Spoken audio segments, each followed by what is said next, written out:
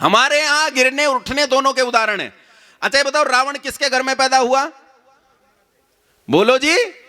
ये तो खूब छाती ठोक के कहा अभी भी आचार्य जी, अभी इतना धिक्कार के गए।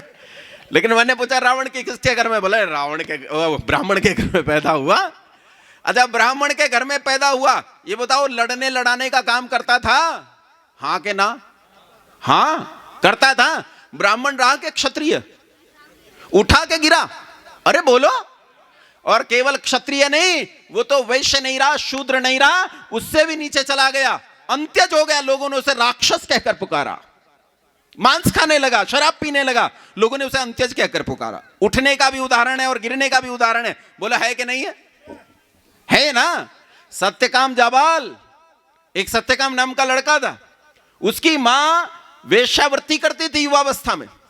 वो पढ़ना चाहता था, आचार्यों के पास जाता, आचार्य उससे गोत्र पूछते, गोत्र नहीं बता पाता। एक दिन एक अच्छे आचार्य आए, उन्होंने कहा बेटा तू गोत्र बता और मैं तुझे पढ़ाऊंगा। उसने कहा मुझे मेरा गोत्र नहीं पता। कहा तू अपनी मां से पूछ कर तो आ। उस दिन जाकर वो मां से बोला कि या तो मर के जाऊंगा या गोत्र बता। मां ने कहा जा बेटा अपने आचार्य से ये कहना कि युवावस्था में मेरी मां ने बहुत से पुरुषों की सेवा की है, इसलिए वो नहीं जानती कि मेरा गोत्र क्या है। बालक ने यही जाकर कहा कि आचार्य मेरी मां नहीं जानती कि मेरा गोत्र क्या है। आचार्य ने बालक की परीक्षा ली, परीक्षा करके पाया कि यह बालक तो अत्यंत तीव्र बुद्धि है, उत्तम ब्राह्मण होने की योग्यता रखता है। और बालक ने, आचार्य ने उससे पूछा कि मैं तुझे पढ़ाऊंगा, तेरी मां का नाम क्या है? उसने कहा मेरी मां का नाम जबाला है। तो कहा जा आज से तुझे सत्यकाम जाबाल के नाम से जाना जाएगा, आज से तेरा गोत्र जाबाल होगा। बोलो नीचे से गिरे व्यक्ति के उठने की व्यवस्थाएं भी समाज में थी कि नहीं थी? थी कि नहीं थी? और ये कब तक रहा? इस देश में लंबे काल तक यह स्थिति बनी रही। इसका उदाहरण आज से 2500 साल पहले, 2500 साल पहले इस देश में तथागत बुद्ध पैदा हुए। तथागत बुद्ध जो एक क्षत्रिय के घर में पैदा हुए थे ना। अरे बिहार में है ना राज्य, क्या है वो नगर? पटना। पटना का नाम क्या है प्राचीन नाम? पाटलिपुत्र। उसी पाटलिपुत्र के राजा के घर में पैदा हुए गौतम बुद्ध, सिद्धार्थ पैदा हुए। और सिद्धार्थ ने वहां से पैदा होकर, ये बताओ वो क्षत्रिय वाला काम करते रहे या ब्राह्मण वाले कर्म में चले गए? देखो वो नास्तिक थे, आस्तिक थे, उनकी दार्शनिक विचारधारा क्या थी ये हम लोगों में मतभेद हो सकता है। उन्होंने पुण्य किए, पाप किए, ये अलग मुद्दा है। लेकिन उस व्यक्ति को वैराग्य हुआ कि नहीं हुआ? जंगल में साधना के लिए गया कि नहीं गया? जीवन भर कठोर तपस्या वाला जीवन जिया कि नहीं जिया? जिया। तथागत बुद्ध को संसार में, इस देश में किसी ने रोका कि तू क्षत्रिय से ब्राह्मण क्यों होना चाहता है? रोका? इसका मतलब 2500 साल पहले तक भी जाति व्यवस्था, जन्मना जाति व्यवस्था नहीं थी। होती तो तथागत बुद्ध को रोक दिया जाता। अगर बाद में भी देखो कालांतर में, तो 1927 में जब देश गुलाम था तो एक कमीशन आया जिसे लोग साइमन कमीशन के नाम से जानते हैं। नाम सुना है साइमन कमीशन का? है माताओं ने नहीं सुना होगा। साइमन कमीशन का नाम सुना है? मैं बता देता हूं। गुलामी के काल में एक कमीशन आया जिसका नाम था साइमन कमीशन। ब्रिटेन के 7 सांसद थे इसमें। यह साइमन कमीशन इस देश में आया और इसका विरोध किया गया। किसके द्वारा? लाला लाजपत राय तो प्रसिद्ध हो गए। 2 आदमियों ने विरोध किया था मुख्य रूप से, लाला लाजपत राय और पंडित मदन मोहन मालवीय। लाला लाजपत राय तो आर्य समाजी विचारधारा के थे, पंडित मदन मोहन मालवीय तो पौराणिक विचारधारा के थे। लेकिन दोनों में घनिष्ठ मित्रता थी। कांग्रेस ने इसका विरोध करने का निर्णय नहीं लिया। असल में इन दोनों के उग्रवादी रवैये ने कांग्रेस को मजबूर किया कि वो साइमन कमीशन का विरोध करे। अच्छा पर यह बताओ साइमन कमीशन का विरोध क्यों किया होगा इन्होंने? मैं बताऊं क्यों किया। साइमन कमीशन में कई प्रावधान थे। सबसे पहली बात तो यह आजकल जो बताया जाता है बच्चों को जो पढ़ाते हैं वो ये पढ़ाते हैं कि साइमन कमीशन का विरोध इसलिए किया क्योंकि उसमें एक भी भारतीय नहीं था, 7 के 7 अंग्रेज थे।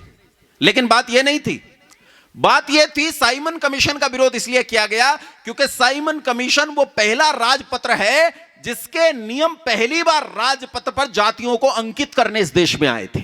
पहली बार जातियां किसी सरकारी गजट पर प्रकाशित की गई, पहली बार जातियां किसी सरकारी राजपत्र पर आई। इससे पहले इस देश में किसी पृथक राज्य, किसी गणराज्य, किसी प्रदेश, किसी केंद्रीय व्यवस्था, किसी सम्राट किसी राजसूय यज्ञ और अश्वमेध यज्ञ करने वाले राजा ने अपने किसी राजपत्र पर जन्मना जातियों का उल्लेख नहीं किया। पहली बार उल्लेख हुआ कब? 1927 में। मैं ये नहीं कह रहा हूं कि वर्ग भेद पैदा नहीं हुआ था। वर्ग भेद तो तभी पैदा हो गया जब महाभारत का युद्ध हुआ। महाभारत के युद्ध से भी पहले वर्ग भेद पैदा होना शुरू हो गया था, लेकिन जन्मना जाति व्यवस्था 1927 तक नहीं थी। वर्ग भेद इसलिए पैदा हुआ कि मुसलमान इस देश में आए और मुसलमानों ने इस देश में सारे विश्वविद्यालयों को आग लगा दी। उन्होंने नालंदा, वैशाली, विक्रमशिला, उदयंतपुरी, तक्षशिला और ऐसे 53 विश्वविद्यालयों को बर्बाद कर दिया। और जब विश्वविद्यालय बर्बाद हो गए तो ब्राह्मणों की मजबूरी हो गई, वो क्या करें? वेदादि सत्य शास्त्रों के प्रति अपना जो मोह था उसे छोड़ नहीं पाए। क्या करें? किसी और को नहीं पढ़ा सकते तो अपने बच्चों को पढ़ाएंगे। उन्होंने अपने घरों में अपने बच्चों को वेदादि सत्य शास्त्र पढ़ाना जारी रखा। इससे एक परिणाम निकला कि बाहर जो समाज था उस समाज में अशिक्षा फैल गई। उन लोगों को शिक्षा से कोई लेना देना नहीं रहा और जो ब्राह्मण थे वो यहां एक वर्गांतर पैदा हुआ। जो बिना शिक्षा के रह गए उनमें एक हीन भावना आ गई कि ये हमसे ज्यादा शिक्षित हैं, और जिन्हें शिक्षा मिल गई उस स्तर पर वो अपने आप में एक सुपीरियरिटी कॉम्प्लेक्स में आ गए और यहां से वर्गांतर पैदा हुआ। और यह 1000 साल पुरानी बात है, क्योंकि इस देश में मुसलमानों ने पहली बार जो हमला किया वो आज से 1200 साल पहले का हमला है। हमले तो शायद उससे पहले भी किए होंगे, लेकिन उससे पहले कोई कामयाब हमला दिखाई नहीं देता है। 1200 साल पहले ये इस देश में आए। देखो, मुसलमानों का जन्म ही 1450 साल पहले हुआ और जन्म लेते ही इन्होंने पहला सपना देखा कि दुनिया में सबसे उत्तम भूमि आर्यावर्त है, हम उसे एक दिन जाकर फतेह करेंगे। और गजवाए हिंद इन्होंने अपनी किताबों में तब से लिखना शुरू किया। ये एक सपने के साथ जीते हैं, गजवाए हिंद का सपना, इस सपने के साथ ये जीते हैं। और 1250 साल पहले इन्होंने इस देश में हमला किया, तब ये वर्गांतर बहुत गहरा बन गया। अब जिन लोगों के पास शिक्षा नहीं रही उन लोगों ने कोई ना कोई काम धंधा पकड़ लिया। कोई लकड़ी का काम करने लगा और कोई लोहे का काम करने लगा, कोई चमड़े का काम करने लगा, कोई मिट्टी के बर्तन बनाने का, कोई तांबे का, कोई सोने का, कोई कुछ काम करने लगा और कोई कुछ। जो काम करने लगा, कालांतर में क्या हुआ? ये लोग आपस में इकट्ठे रहने लगे। तांबे के बर्तन बनाने वाले ताम्रकार इकट्ठे हो गए और सोने के बर्तन बनाने वाले स्वर्णकार इकट्ठे हो गए। और इसी तरह लोहे का काम करने वाले लोहकार एक जगह हो गए और लकड़ी का काम करने वाले ये एक जगह हो गए। और इस तरह से जैसे आजकल वामपंथी लोग ट्रेड यूनियन बनाते हैं, काम करने वाले लोगों की यूनियन बन गई। मेरा ये काम, मेरी ये यूनियन। बाद में उन्होंने आपस में ब्याह शादी करने शुरू कर दिए और इसी ब्याह शादी का परिणाम यह निकला कि आजकल कही जाने वाली जातियों का यहां से जन्म होना शुरू हो गया, जिसे 1927 में साइमन कमीशन में अंग्रेजों ने व्यवस्थित तरीके से रख दिया। और तब इस देश में पहली बार जातियों ने जन्म लिया। इससे पहले इस देश में जातियां, किसने विरोध किया साइमन कमीशन का? किसने विरोध किया भाई? लाला लाजपत राय ने। क्यों किया? लाला लाजपत राय का गुरु कौन था? कौन था? स्वामी दयानंद सरस्वती। अच्छा, बताओ, स्वामी दयानंद सरस्वती जन्मना जाति व्यवस्था को मानते थे कि विरोध करते थे? विरोध करते थे। इसीलिए लाला लाजपत राय ने विरोध किया और विरोध करते करते लाला लाजपत राय मर गए। 1928 में लाला लाजपत राय की मृत्यु हुई और मरने से पहले उन्होंने कहा कि मेरे शरीर पर पड़ी एक एक लाठी अंग्रेजों के आखिरी ताबूत की आखिरी कील साबित होगी। यह याद रखना, देश ज्यादा दिन गुलाम रहने वाला नहीं है। 1928 में लाला लाजपत राय का बलिदान हुआ और 1947 में देश आजाद हो गया। अच्छा, लाला लाजपत राय मरे 1928 में। इनकी मौत का बदला किसने लिया? बोलो, किसने लिया? अच्छा, भगत सिंह किस परिवार का लड़का था भाई? अरे नहीं, ये सिख परिवार से बता रहे हैं। उनके दादा अर्जुन देव, उनके गुरु कौन थे भाई? वो आदमी जो अपने कंधे पर वो यज्ञों पर वो यज्ञ कुंड लेकर चलता था। कल आए थे ना एक दादा, क्या नाम था उनका? है कल्याण देव जी कल आए थे यहाँ। अभी भी हैं कि चले गए? वो चले गए। तो इतने बड़े बड़े बैग ले रहे थे, तो इन्होंने कहा कि देखो कितना सामान लेके आए। मैंने पूछा इतना सामान क्यों लेके आए हैं? क्या ये पुस्तकें बेचते हैं आर्य समाज के कार्यक्रम में? बोले नहीं, पुस्तकें नहीं बेचते हैं, ये अपना यज्ञ कुंड हवन का सारा सामान सब कुछ लेकर चलते हैं। मैंने कहा क्यों? बोले किसी पर आश्रित नहीं रहते, दैनिक याज्ञिक हैं, यज्ञ किए बिना भोजन नहीं करते। ऐसा ही था अर्जुन देव, भगत सिंह का दादा।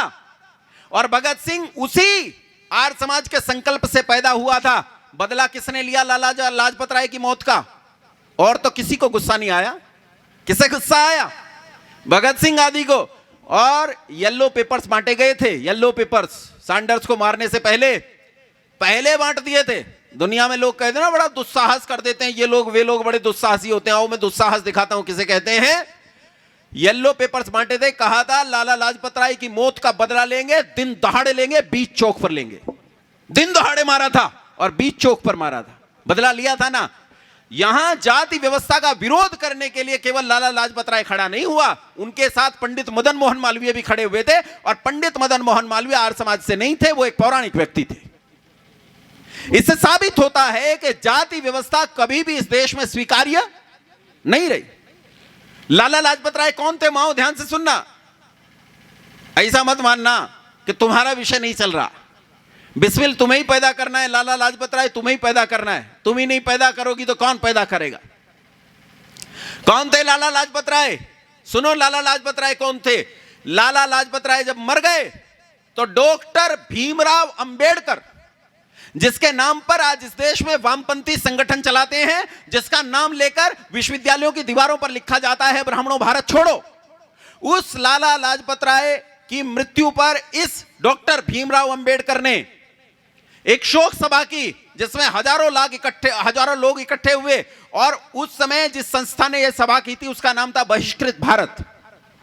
बहिष्कृत भारत सभा के अंतर्गत डॉक्टर अंबेडकर इतना लंबा चौड़ा पत्र लेकर आए कि वो शोक संदेश बनेंगे लाला लाजपत राय के लिए। माइक पर खड़े हुए वो उस पत्र को पढ़ना चाहते थे, वो अपनी शोक संवेदनाएं लाला लाजपत राय को देना चाहते थे। लेकिन कहते हैं उन्होंने 15 मिनट तक संघर्ष किया कि वो उस पत्र को पढ़ पाए। लेकिन लाला लाजपत राय की मृत्यु का दुख इतना भारी था कि उस आदमी का गला बंद हो गया और वो मुख से कुछ बोल नहीं पाया। और बाद में उसने एक वाक्य कहा कि मैं तो ईश्वर को नहीं मानता, लेकिन अगर संसार में कहीं ईश्वर है तो आज दलितों का भगवान मर गया, यह कहा था। और यह समझ लेना किस डॉक्टर भीमराव अंबेडकर ने कहा था। ये उस डॉक्टर भीमराव अंबेडकर ने कहा था जिसने गांधी जी के मरने पर कोई शोक सभा नहीं की, एक शोक पत्र नहीं निकाला, एक शब्द नहीं कहा, एक वाक्य नहीं कहा, कहीं अपनी शोक संवेदना व्यक्त नहीं की गांधी जी के मरने पर।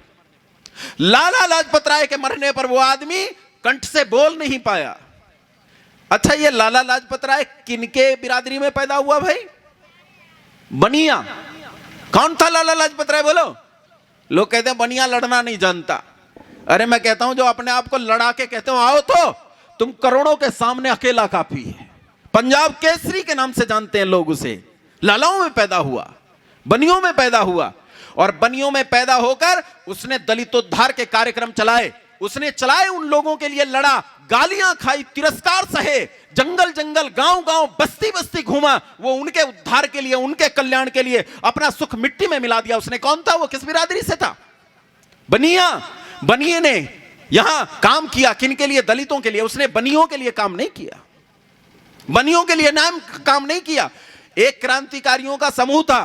क्रांतिकारियों के समूह ने लाला लाजपत राय से कहा कि आप हमारी सहायता कर दो, हम इस देश की आजादी की लड़ाई में बड़ा योगदान कर रहे हैं। तो लाला लाजपत राय ने कहा मैं ऐसा काम कर रहा हूं कि इस देश के उस वर्ग तक लाभ पहुंचे जिस वर्ग तक कभी लाभ नहीं पहुंचा। और तब 3000 रुपए अपनी सारी संपत्ति जोड़कर लाला लाजपत राय ने इस देश में एक बैंक की स्थापना की। आज दुनिया उसे पंजाब नेशनल बैंक के नाम से जानती है। न जाने कितने लाख करोड़ रुपए का टर्नओवर है उसका। यह लाला लाजपत राय का स्थापित किया हुआ बैंक है। स्वामी श्रद्धानंद सरस्वती, नाम सुना है आपने? किस बिरादरी में पैदा हुआ भाई? क्षत्रिय। किस बिरादरी में पैदा हुआ? क्षत्रिय बिरादरी में पैदा हुआ। काम किन के लिए किया? दलितों के लिए काम किया। अरे उसने, लोग कहते हैं ना हम शुद्धि आंदोलन चलाते हैं, घर वापसी चलाते हैं, लोगों की घर वापसी करवाते हैं, दलितों को लाते हैं, उनकी घर वापसी करवाते हैं। लोग 5, 7, 10 लोगों की घर वापसी करवा दें, 5, 7, 10 लोगों को वापस हिंदू बना दे, मुसलमान से और ईसाई से, तो वो अपनी छाती ठोक कर घूमते हैं हमने कितना बड़ा काम कर दिया। 39 गांव उत्तराखंड के अकेले व्यक्ति ने शुद्ध कर डाले। व्यक्ति नहीं, संस्था है संस्था। स्वामी श्रद्धानंद सरस्वती किनके घर में पैदा हुआ? किनके घर में? राजपूतों के घर में पैदा हुआ। और काम किनके लिए किया? अरे बोल पड़ो, किनके लिए काम किया?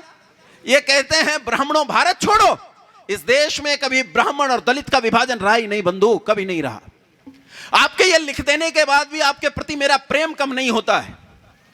आप लिख रहे हैं वहां के ब्राह्मणों भारत छोड़ो, लेकिन मेरा आपके प्रति प्रेम कम नहीं हुआ। मेरे पूर्वज आपकी सेवा करते करते मरे हैं, मैं भी आपकी सेवा करते करते मरूंगा, मेरी पीढ़ियां मरेंगी आपकी सेवा करते करते। हम अपना प्राण, अपना संकल्प नहीं छोड़ेंगे। सुबह बहन जी ने एक व्रत दिलवाया था ना, कह रही थी अग्ने व्रत पते व्रतन चरिष्यामि तत्ते प्रब्रवीमि तच्छकेयम तेन अध्यासमिदम अहम ऋतात् सत्यम उपैमि। है, हम अनृत से सत्य की ओर जाते हैं और सत्य को धारण करने का संकल्प लेते हैं। हम इस सत्य संकल्प से कभी हटने वाले नहीं हैं। आपने नाम सुना नाथूराम गोडसे का?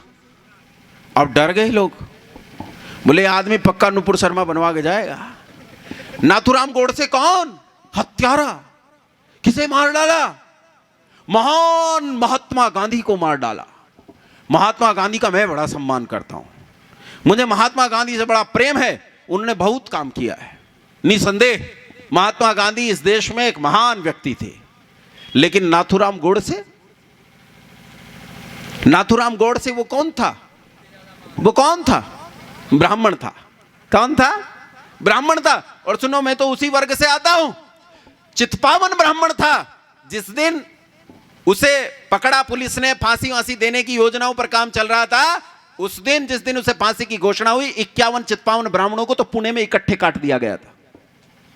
किन्होंने काटा? गांधी जी के अनुयायियों ने, जो अहिंसा के बड़े भारी पक्षधर हैं, बहुत बड़े पक्षधर हैं। इन्हीं गांधी जी ने स्वामी श्रद्धानंद सरस्वती को, जब एक अब्दुल रशीद नाम के आदमी ने छुरा घोंपकर हत्या कर दी और वो मारा गया, तो इन्हीं गांधी जी ने कहा था अब्दुल मेरा भाई है और हिंदुओं को उसके प्रति द्वेष नहीं करना चाहिए। श्रद्धानंद जी की हत्या तो सामाजिक विद्वेष के कारण हुई है, सांप्रदायिक विद्वेष के कारण हुई है। अरे हम भी तो यही कह रहे हैं कि श्रद्धानंद की हत्या व्यक्ति की हत्या नहीं है, एक पूरे समाज की हत्या है। क्योंकि अब्दुल रशीद जिसे मारने आया था, उसके साथ उसका कोई जमीन का झगड़ा नहीं था, उसके साथ उसका सांस्कृतिक झगड़ा था। वो जो छुरा जिसने इन लोगों की हत्याएं की, वो जो गोली जिसने श्रद्धानंद की छाती को भेद डाला, वो गोली एक व्यक्ति को मारने के लिए नहीं चलाई गई थी बंधुओं, वो गोली संस्कृति की हत्या करने के लिए चलाई गई थी। वो वर्ण व्यवस्था की हत्या और जाति व्यवस्था को जन्म देने के लिए चलाई गई थी, क्योंकि वो आदमी जाति व्यवस्था के खिलाफ लड़ रहा था और वर्ण व्यवस्था के पक्ष में लड़ रहा था। आपने एक व्यक्ति का नाम सुना है जिसे आजकल माननीय राहुल गांधी जी कहते हैं माफी वीर? नाम सुना है? क्या नाम है? वीर विनायक दामोदर सावरकर। मैं कहता हूं साहस को अगर आप व्यक्ति बनाना चाहो, साहस को अगर आप मूर्त रूप देखना चाहो, तो वो सावरकर के अलावा कुछ नहीं बनेगा, कुछ नहीं बनेगा। वो साहस सावरकर के अलावा। सावरकर वो लोहा है जिसे दुनिया की कोई भट्टी पिघला नहीं सकी। सावरकर वो पहाड़ है जिसे संसार की कोई कुदाल खोद नहीं सकती। सावरकर वो ऊंचाई है जिसकी चोटी को देख नहीं सकता कोई।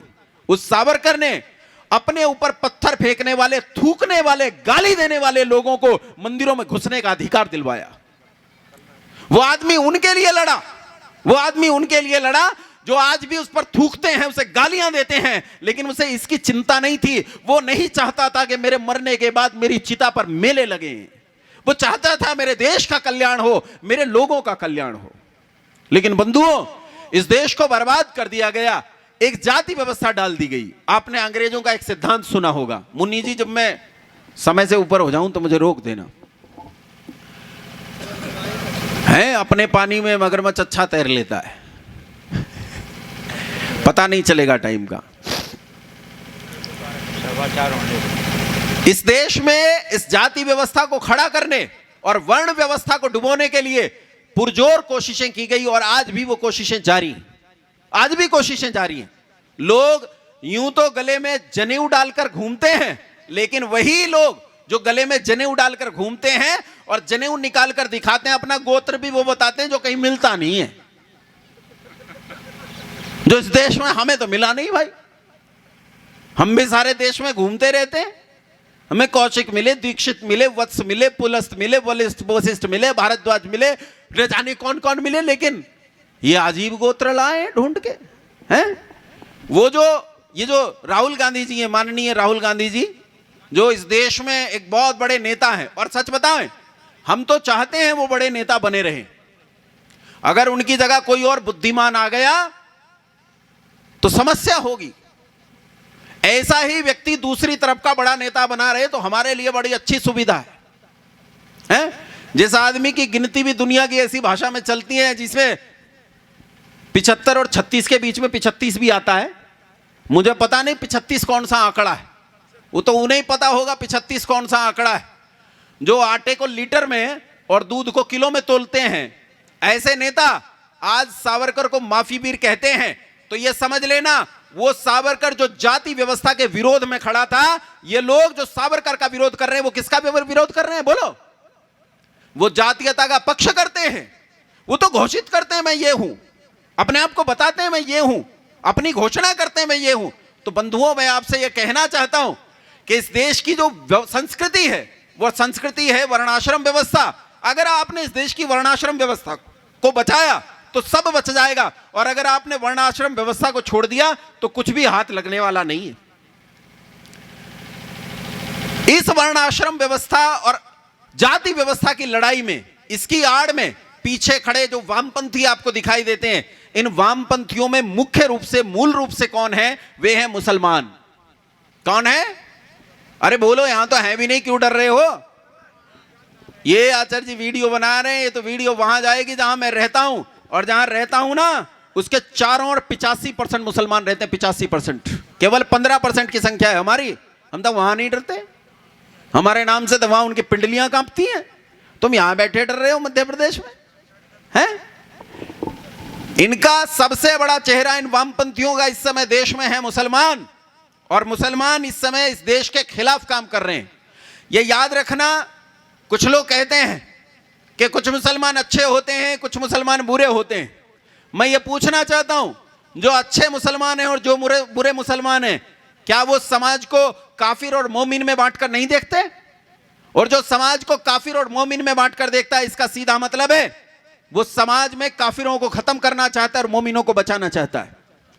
इसलिए इन्हें दो हिस्सों में नहीं बांटा जा सकता, ये एक ही हिस्सा है। और इनकी दशा आज ये है कि इनके लिए सरकार को कानून बनाना पड़ रहा है, लेकिन सरकार कानून को ढंग से लागू नहीं कर पा रही। वो पिछले दिनों एनपीआर और सीएए कानून बनाए गए थे, उनका आप अंदाजा नहीं लगा सकते। पास में आपके उत्तर प्रदेश है, उत्तर प्रदेश में अभी पिछले दिनों की बात है, यह मुश्किल से 4 महीने पुरानी बात है, अखबार में खबर छपी लखीमपुर खीरी, महाराजपुर और वहां आसपास के जो 5 जिले हैं, उन 5 जिलों में बाहर से इन्फिल्ट्रेशन हो रहा है मुसलमानों का। और पिछले 1 दशक में मुसलमानों की आबादी 32% बढ़ी है। मैं ये कहता हूं 32% आबादी कोई बच्चे पैदा करके नहीं बढ़ा सकता। वो आबादी 2 तरीकों से बढ़ती है, एक होता है धर्मांतरण और एक होता है इन्फिल्ट्रेशन, घुसपैठ जो बाहर से आते हैं। आप आश्चर्य करेंगे, 15 किलोमीटर तक का जो दायरा होता है पैरामिलिट्री फोर्सेस का, जहां तक वो चेकिंग कर सकती है घरों के बीच में, उसे पहले पैरामिलिट्री फोर्सेस ने कोशिश की कि हमारा 50 किलोमीटर कर दो, और अब पैरामिलिट्री फोर्सेस की हालत यह है कि वो 100 किलोमीटर का दायरा करने की मांग कर रहे हैं।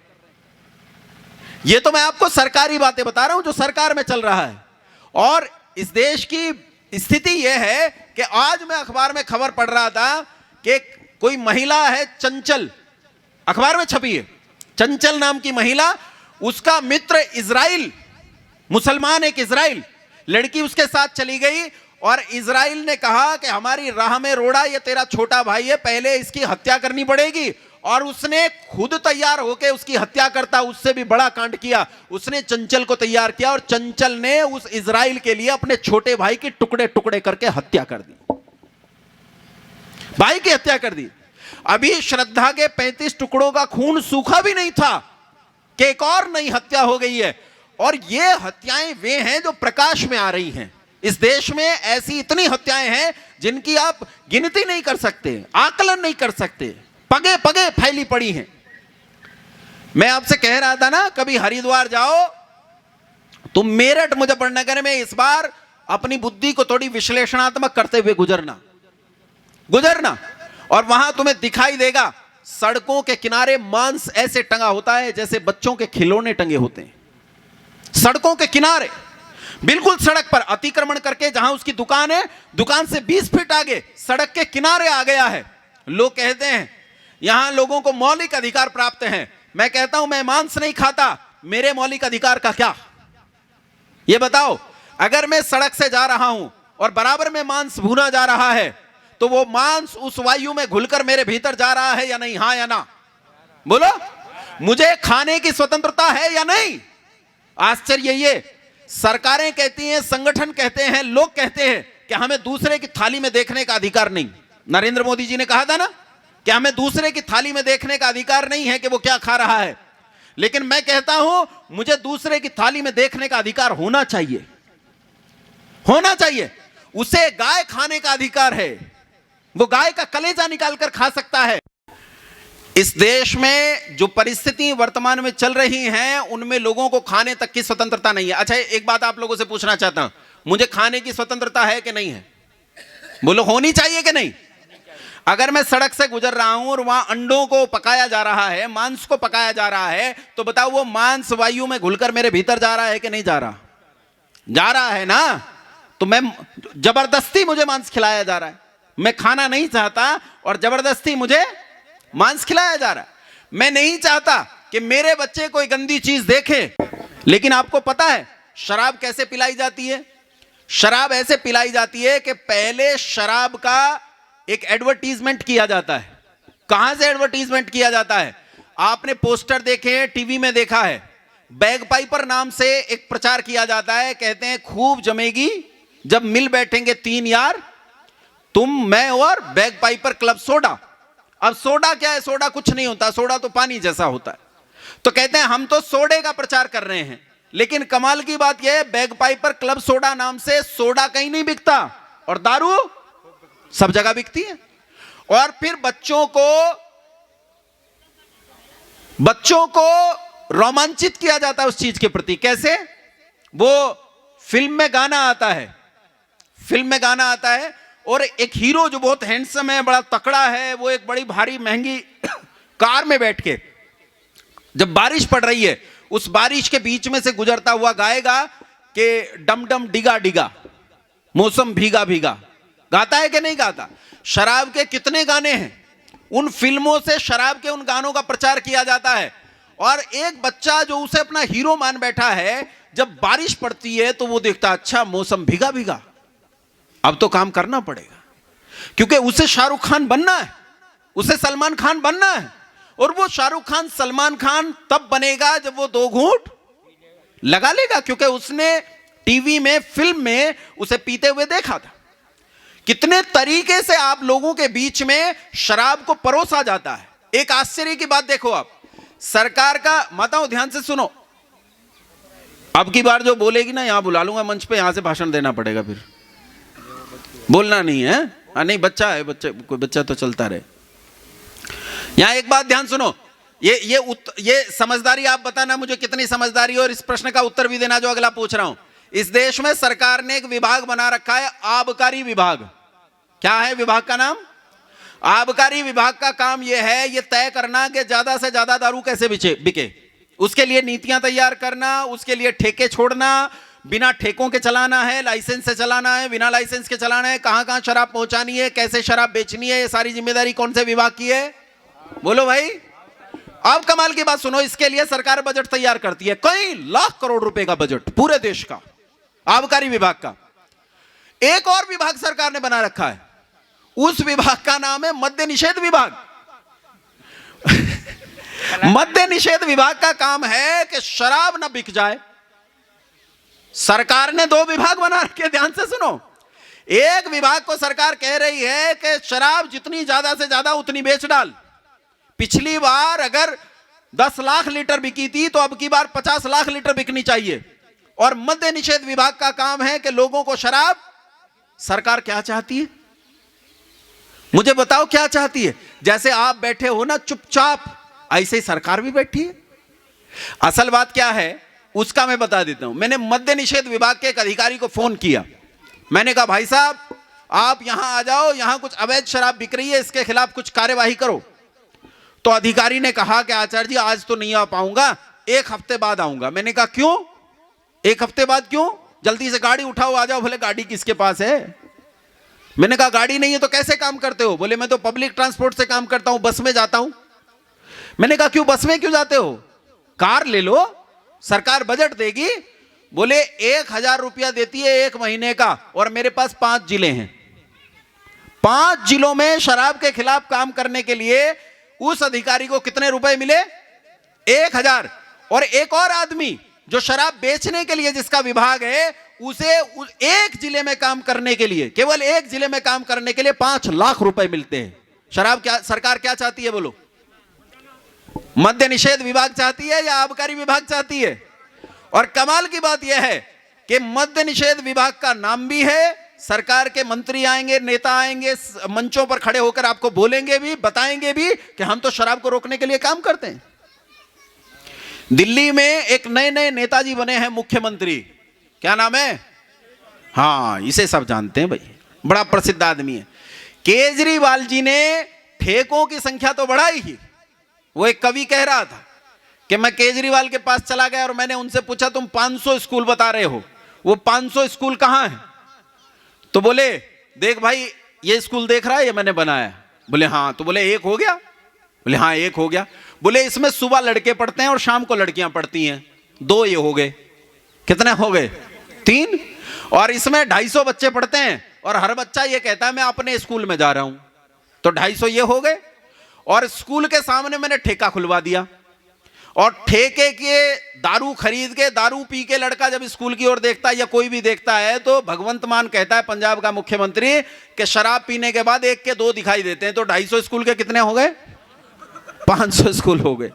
ऐसे 500 स्कूल अरविंद केजरीवाल जी ने वहां दिल्ली में खुलवा दिए। अरविंद केजरीवाल जी ने इतने ठेके खोल दिए हैं पूरी दिल्ली में कि आपको ज्यादा दूर दौड़ने की जरूरत है, खड़े खड़े आपको दारू मिल जाएगी। हर गली में, हर नुक्कड़ पे ठेका है। लेकिन एक ठेका तो कमाल का खोला, इधर घूम जाओ, एक ठेका तो कमाल का खोला है। इस ठेके का नाम है ग्रीन ठेका। क्या नाम है माताओं? इस पर शराब बेचने वाली लड़कियां हैं और खरीदने वाली भी लड़कियां। एक छूट और दी गई है तुम्हारी, देखो महिलाओं का कितना हित करना चाहते हैं केजरीवाल जी। जो 1 बोतल खरीदेगी उसे 1 बोतल फ्री मिलेगी। ये बताओ, ये लोग समाज का उत्थान चाहते हैं कि समाज को बर्बाद कर देना चाहते हैं? हैं? शिवराज ने भी मिनी बियर खोलने के लिए यहाँ भी अनुमति दी, घर में फ्रिज भर के पूरा 2 कार्टून रख सकते हैं। अच्छा, अरविंद केजरीवाल से अब दूसरी पार्टी के लोग भी शिक्षा ले रहे हैं। आचार्य जी बता रहे हैं शिवराज सिंह जी भी मिनी ठेकों की फौज खड़ी करने जा रहे हैं कि घर में आप दारू रखकर, इतनी एक निश्चित क्वांटिटी होगी, इतनी दारू रख के आप घर घर में ठेके बेच सकते हैं। मध्य प्रदेश को मध्य प्रदेश बना दिया उन्होंने। ये कह रहे हैं मध्य प्रदेश का मध्य प्रदेश हो गया है, अब ये दारू का प्रदेश बनेगा। खैर वो तो इतनी जल्दी नहीं बनने देंगे, हमारे पड़ोस में हरियाणा है, इतनी जल्दी हम हारने नहीं देंगे। लेकिन बात यह है कि पूरे देश में ये लोग क्या करना चाहते हैं। अब मैं आपको एक चीज बताना चाहता हूं, बहुत सावधानी से सुनना इस बात को। जिन लोगों ने जेएनयू में लिखा कि ब्राह्मणों भारत छोड़ो, ये सारे वही लोग हैं, ये सारे वही लोग हैं जो वहां लिख रहे हैं कि ब्राह्मणों भारत छोड़ो। ये असल में किसी ब्राह्मण, किसी क्षत्रिय, किसी चमार, किसी वाल्मीकि, किसी धीमान, किसी पाल, किसी कश्यप के खिलाफ नहीं है। ये इस देश की मूलभूत संस्कृति के खिलाफ हैं, ये इस देश के खिलाफ है। वो जो कहते हैं ना कि भारत तेरे टुकड़े होंगे इंशाअल्लाह इंशाअल्लाह, वो जो कह रहे हैं ना, वो टुकड़े इस तरह नहीं कर रहे हैं जैसे पाकिस्तान को काट कर अलग किया गया है, वो भी होगा, लेकिन उससे पहले ये इस देश को इस तरह बांट देंगे कि व्यक्ति व्यक्ति से द्वेष करेगा, समाज समाज से द्वेष करेगा, जाति जाति से द्वेष करेगी, वर्ग वर्ग से द्वेष करेगा, और इस देश में कोई किसी को सहन नहीं करेगा। और इससे बचने का एक उपाय, दूसरा कोई उपाय नहीं, इससे बचने का एक ही उपाय है बंधुओं, और वो है शिक्षा। शिक्षा पर मैंने एक मुहिम चला रखी है, मैं कोशिश कर रहा हूं कि वो मुहिम अंजाम तक पहुंचे, खड़ी हो। अभी तो खड़ी होना ही बड़ी बात है, अंजाम तक पहुंचेगी वो तो बड़ी बात है। मैं इस पर काम कर रहा हूं, लेकिन मैं आपको एक चीज कहना चाहता हूं कि इस देश में आपको वापस उच्च शिक्षा को लाना पड़ेगा जो इस देश की स्वदेशी शिक्षा है। अगर आप स्वदेशी शिक्षा लेकर नहीं आए तो ये जान लेना, ये सारी परिस्थितियां चलती रहेंगी। आप इलेक्टोरल इलेक्शन में भी आ जाओ, आप पॉलिटिक्स में आ जाओ, आप जीत जाओ, आप उनमें से ही एक होकर रह जाएंगे, कुछ बदलने वाला नहीं है। वैसी परिस्थितियां बनी रहेंगी जैसी परिस्थितियां चल रही। पिछले दिनों एजुकेशन की एक नई पॉलिसी आई, NEP 2020, ये वही है, कोई अंतर नहीं, कुछ नहीं बदला। कुछ प्रस्ताव हैं जो बहुत अच्छे हैं, स्वागत के योग्य हैं, उन्हें मैं मानता हूं, लेकिन जो शिक्षा की मूल नीति है उसमें कोई परिवर्तन नहीं आया। ये वही 4 घंटे वाली नीति है कि बच्चा 4 घंटे स्कूल में जाएगा और फिर घर आकर पढ़ेगा। इस देश की स्वदेशी नीति में बच्चा 4 घंटे स्कूल में नहीं पढ़ता था, वो 24 घंटे स्कूल में रहकर पढ़ता था। ये इस देश की शिक्षा नीति थी। समय मिलेगा तो उस पर भी जरूर चर्चा करेंगे। अब मेरा समय हो गया। धैर्य से और ध्यान से आपने इतनी देर तक मुझे झेला, उसके लिए बहुत धन्यवाद। आप सभी को सादर प्रणाम।